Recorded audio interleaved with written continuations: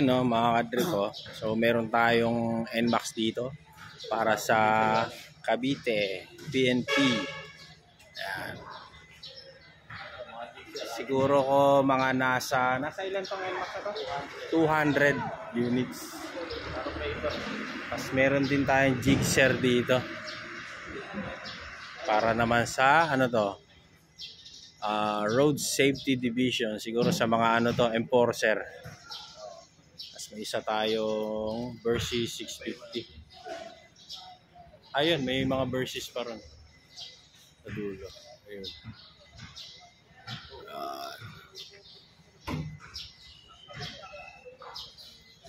Tapos meron tayo dito yung katulad sa ating si Beep Beep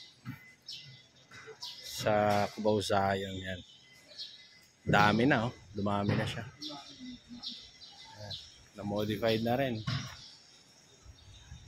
So nilagyan na ng mga parang ano talaga, railings dun sa ilalim. Tapos ito cover. So meron na rin siyang compartment dun sa may loob. Tapos to, tapos nandito na rin yung hose. Ito yung bomba niya. Sampahan na rin. Marami.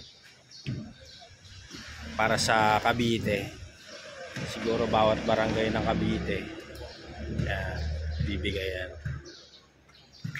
Alright. Dumami na si Beep Beep. Beep Beep Firebuster. Nice. May mga sabitan na ng ano, Den. May sabitan na sasabit na ano. Kahit isang tao lang siguro yan. Sabitan ng PPE, helmet. Yan. Tapos Fire X.